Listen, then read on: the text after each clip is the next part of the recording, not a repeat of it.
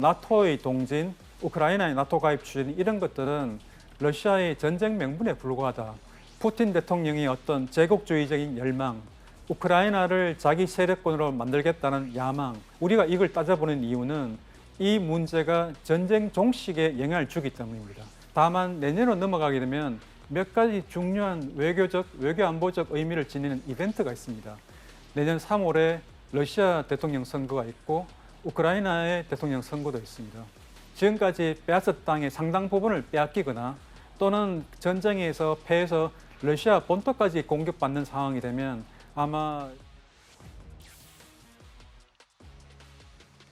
그다음에 이제 나토 얘기를 안 해볼 수 없잖아요. 네. 네, 러시아 우크라이나 전쟁에서 나토가 그 원인이라고 많이 지목이 되는데 그 이유는 뭐예요? 네, 이 전쟁이 개시된 직후부터 이 미국 내에서는 과연 이 전쟁이 무엇인가에 대한 굉장히 큰 논쟁이 진행되어 왔습니다. 어쩌면 그 논쟁은 지금도 진행 중입니다. 그것은 이제 그 나토의 동진이 전쟁의 이유라는 이제 그런 스쿨이 있습니다. 그것은 이제 미국 시카고 대학의 존 미어샤이머 교수가 주로 주창해온 어떤 그런 논지인데요. 존 미어샤이머 교수는 국제 정치학의 현실주의 학파를 대표하는 아주 국제적으로 유명한 석학입니다. 이제 그분의 논지는 우크라이나의 나토 가입을 포함한 나토의 동진, 나토가 점점점 회원국들 많이 받아들여 가지고 이 러시아의 접근까지 나토의 영역이 확장된 것, 그것은 러시아로 하여금 실존적인 위협을 느끼게 했고, 그래서 그런 실존적인 위협을 느낀 러시아가 우크라이나를 침공하기 위해서 군대를 보냈으나 그렇게 러시아를 그렇게 만든 것은 결국은 크게 보면 서방, 좁게 보면 미국이, 나토의 핵심 국가인 미국이 그렇게 만들었기 때문에 이번 전쟁의 책임은 미국에 있다는 그런 논지입니다. 러시아 정부도 이런 입장을 취하고 있고요. 반면에 이 의견은 이 서방 사회의 완전한 주류적인 의견은 아닙니다. 보다 좀 더 주류적인 의견은 나토의 동진, 우크라이나의 나토 가입 추진 이런 것들은 러시아의 전쟁 명분에 불과하다. 러시아의 그 진정한 야욕은 푸틴 대통령의 어떤 제국주의적인 열망, 우크라이나를 자기 세력권으로 만들겠다는 야망, 그리고 그렇게 함으로써 위대한 러시아를 재건하겠다는 그런 푸틴 대통령의 야심, 이런 것들이 이번 전쟁을 일으킨 이유라고 설명하고 있습니다. 말하자면 이 두 가지 스쿨은 지금도 계속 논쟁이 진행 중이고요. 우리가 이걸 따져보는 이유는 이 문제가 전쟁 종식에 영향을 주기 때문입니다. 만약에 정말로 우크라이나 나토 가입 문제, 그리고 크게 보면 나토의 동진이 전쟁의 원인이었다면 전쟁을 종식하는 과정에서 이런 러시아의 우려를 다뤄줘야 되는 거거든요. 그렇게 해야 전쟁이 끝나는 거기 때문에 이 문제가 중요한 문제입니다. 지금 현재 이제 벌어지고 있는 일은 금년 7월 11일과 12일에 리투아니아에서 나토 정상회의가 열립니다. 근데 지금 나토 정상회의를 앞두고 나토 회원국들 간에 지금 아주 열띤 논쟁을 지금 하고 있는 이슈가 우크라이나의 나토 가입 문제입니다. 우크라이나는 작년에 이제 나토 가입을 신청했고요. 근데 이제 나토 회원국이 이제 가장 몇 달 전에 핀란드가 가입해가지고 나토 회원국은 총 31개국입니다. 근데 나토 회원국들 중에서 다수는 예를 들어 특히 러시아와 국경을 접하고 있는 국가들은 빨리 신속히 우크라이나를 나토에 가입시켜야 한다는 입장입니다. 그것은 이제 리투아니아, 라트비아 이런 발트해 3국과 그다음에 폴란드를 비롯한 동유럽 국가들은 대체로 신속한 나토 가입을 우크라이나가 전쟁이 끝나는 즉시로 나토에 가입시키는 걸 이제 주장하고 있고요. 반면에 유보적인 의견을 보이는 나라가 특히 대표적으로 미국과 독일, 헝가리 같은 나라들이 있는데요. 미국은 지금 우크라이나를 나토에 가입시키는 것은 오히려 러시아를 자극해서 더 확전 우려가 있다고 보고 있습니다. 말하자면 러시아와 나토군 간의 무력 충돌로 이어질 수 있다고 생각하기 때문에 여기에 대해서는 굉장히 신중한 입장입니다. 독일도 지금 비슷한 생각을 갖고 있고요. 그래서 미국으로서는 지금 당장 우크라이나를 나토에 가입시키는 문제에 집중하기보다는 우크라이나에 대한 그 무기 지원을 더 지속적으로 계속 잘 해가지고 우크라이나가 러시아를 패퇴시키는 거, 그래서 자기 그 영토를 탈환하고 평화 협상을 통해서 전쟁을 종식시키는 그쪽에 초점을 맞춰야 된다고 지금 얘기하고 있습니다.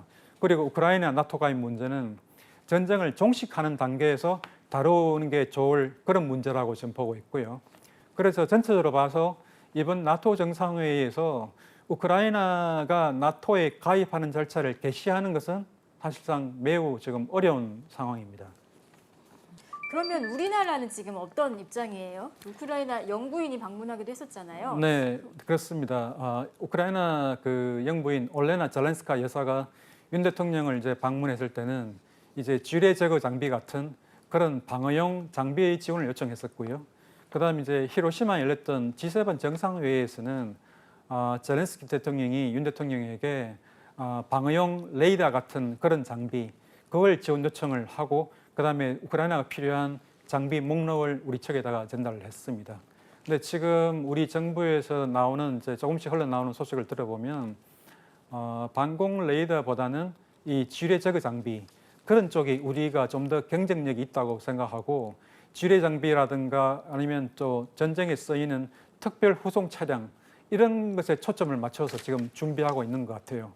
지금 뭐 그런 정도의 그 지원은 뭐 아무래도 러시아의 반발을 아마 최소화시킬 수 있을 것 같습니다. 뭐 그럼에도 불구하고 러시아에서 뭔가 문제를 제기할 수는 있습니다. 왜냐하면 일본이 우크라이나에 대한 지원, 뭐 군사, 그러니까 말하자면 무기 같은 거 말고 그런 어떤 차량이라든가 그런 것들 지원한다고 발표했을 때 러시아에서 문제를 제기하고 있더라고요. 그 최근에 벌어진 일입니다. 그래서 러시아가 문제를 제기할 수 있는데 뭐 우리나라가 지금까지 견지해온 살상 무기 금지 원칙, 살상 무기를 지원하지 않는다는 직접적으로 지원한다는 그런 원칙을 견지하는 한은 그래도 러시아의 반발은 아마 상당히 좀 적은 수준의 그러니까 아주 뭐 큰 보복 조치를 할 것 같지는 않습니다.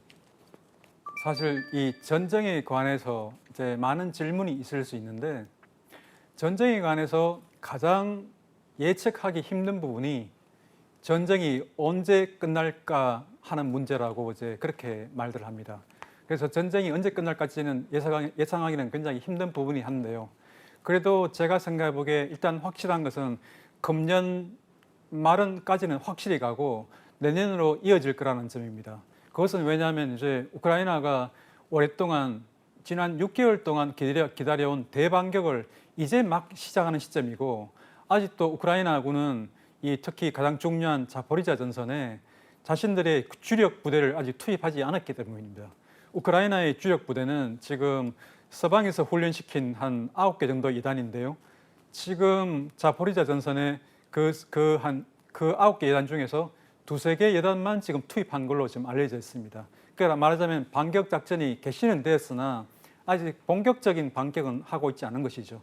그래서 그 이후에 또 보면 앞으로 한 4개월이나 5개월 후면 F-16 전투기 같은 것들이 이제 우크라이나가 사용할 수 있게 돼서 또의 전쟁에 활용하게 될 것이고 또 여타 서양의 고성능 무기도 계속 투입될 예정이라서 우크라이나는 계속 이제 반격 작전을 계속 수행할 수 있습니다.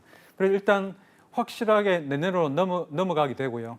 다만 내년으로 넘어가게 되면 몇 가지 중요한 외교 안보적 의미를 지니는 이벤트가 있습니다. 내년 3월에 러시아 대통령 선거가 있고 우크라이나의 대통령 선거도 있습니다. 그 다음에 내년 11월에는 미국 대선이 있고요. 만약에 이제 내년 3월에 우크라이나 대선에서는 지금 젤렌스키 대통령이 우크라이나 국민들의 뭐 한 90% 이상의 확고한 지지를 받고 있기 때문에 전쟁 중에 대통령 선거를 하든 아니면 다른 형식으로 하든 간에 다시 연임할 것은 확실해 보이고요. 그 다음에 중요한 것은 러시아입니다. 만약에 이 러시아가 지금까지 어떤 교착 상태가 계속되거나 아니면 우크라이나의 반격을 물리치고 성공적으로 지금 점령한 땅을 방어하는 데 성공한다면 푸틴 대통령은 이제 재선에 나설 것이고 재선에만 당선될 겁니다. 그러면 이제 러시아 지도층이 변화가 없겠지만 만약에 러시아가 우크라이나의 반격에 계속 밀려서 지금까지 빼앗은 땅의 상당 부분을 빼앗기거나 또는 전쟁에서 패해서 러시아 본토까지 공격받는 상황이 되면 아마 러시아 체제 내에서는 푸틴 대통령 대신에 후계자가 대선에 나설 가능성이 농후합니다. 이제 그런 경우가 벌어질 경우에 푸틴 대통령의 후계자가 전쟁을 계속 하겠다고 이제 그렇게 결정할 수도 있으나 이 전쟁은 이제 푸틴 대통령의 유산이기 때문에 러시아의 미래를 위해서는 이제 그만 평화 협상을 통해서 전쟁을 종식시키고 말하자면 이제 또 다른 이제 그 러시아의 미래를 위해서 다른 방안을 설계할 수 있습니다. 그런 경우는 이제 전쟁 종식에 가까워지는 것이죠. 그 다음에는 이제 미국 대선입니다.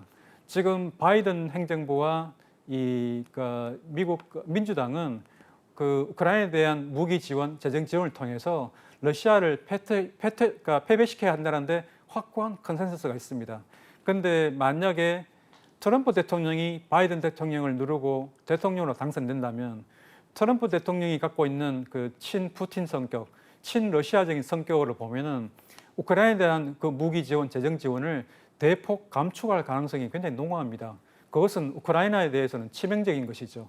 그렇게 되면 우크라이나로서는 이제 평화 협상에 나서지 않을 수가 없고 말하자면 우크라이나에 불리한 방식으로 전쟁이 종식될 겁니다. 이제 그런 것이 하나의 큰 변수가 되어 있어서 내년에는 어떻거나 이 전쟁에 큰 변수가 새로 생길 가능성이 상당히 높습니다. 대사님께서 19년부터 21년까지 우크라이나에 계셨잖아요. 네. 그럼 그때 분위기는 어땠어요? 그때 분위기는 뭐 대체로 그냥 무난했다고 볼 수 있습니다. 무난하거나 좀 더 좋았다고 볼 수도 있는 게 2014년도에 이제 러시아 푸틴 대통령이 우크라이나 크림반도를 점령했을 때 그 직후부터 우크라이나는 정치 경제적 위기를 겪었습니다. 그래서 그 이후에 한 몇 년 동안은 그 이후 2년 동안은 그 합계 마이너스 한 15% 정도의 경제 성장, 마이너스 성장을 겪을 정도로 경제가 급격한 침체를 겪었고요. 근데 그 이후부터는 계속 이제 경제가 회복세를 보여왔습니다. 그래서 그 제가 떠나는 2021년까지만 하더라도 2024년 전의 경제 수준을 완전히 회복하지는 못했지만 그래도 계속 우크라이나 경제는 회복의 길로 가고 있었고 뭐 그래도 외국인 관광객들도 꾸준히 들어왔고 그리고 외국인 투자가 좀 줄긴 했으나 그래도 꾸준히 들어오고 있었기 때문에 우크라이나 경제는 상당한 수준으로 계속 회복되어 가고 있었던 것이죠. 근데 이제 이 러시아 침공으로 말미암아서 모든 게 바뀌었습니다. 지금 이번 러시아의 우크라이나 침공으로 갑자기 제가 잘 알던 거리들이 폭격당하고 그리고 제가 알던 사람들이 이 나라 저 나라로 뿔뿔이 이제 말하자면 난민으로 흩어지고 그런 걸 보면서 저는 개인적으로 굉장히 가슴 아프게 느낍니다. 이 전쟁은 우리에게 많은 점을 사실 시사하고 있습니다. 어떤 분들은 이 전쟁이 우리하고 멀리 떨어진 나라의 전쟁이기 때문에 우리가 신경 쓸 필요가 있느냐 뭐 그런 말을 하는 분도 계시지만 실제로는 그렇지 않습니다. 우리가 지금 이 전쟁으로 인해서 지금 경기 침체를 겪고 있고 인플레이션을 겪고 있는 것만 봐도 우리나라가 얼마나 직접적으로 여기에 연계되어 있는지 알 수 있고요. 우리가 우크라이나 전쟁으로부터 우리는 아주 귀중한 교훈을 얻어야 된다는 것입니다. 그건 무엇보다도 가장 중요하게 우리 어떤 강대국도 우리나라를 쉽게 넘볼 수 없을 정도로 우리 스스로 강한 힘을 그리고 그리고 우리가 유사시에는 우리를 도와주어서 줄 수 있는 그런 나라들을 확보해야 된다는 것입니다. 그것은 우선 한미동맹을 기초로 해서 우리가 나토와의 협력을 강화하고 그리고 아시아 태평양 지에서는 일본, 호주, 뉴질랜드 같이 어떤 자유와 민주주의라는 가치를 공유하는 그런 국가들과의 어떤 협력을 강화하는 것입니다. 이런 이 동맹의 외연을 넓히고 우리나라는 지금 우리 정부가 주창하는 글로벌 중추국가 말하자면 이런 우리나라는 지금 현재 지역적인 강국입니다. 이런 강국이 우리 또 위상에 따르는 그런 국제적인 책임을 다하는 국가 그것이 바로 글로벌 중추국가의 의미입니다. 저는 우리나라가 이제 이런 우리가 달라진 위상을 토대로 이렇게 우리 동맹의 외연을 넓히는 동시에 국제적으로도 우리의 위상에 걸맞는 책임과 역할을 다하는 그런 국가가 되기를 저는 기대하고 있습니다.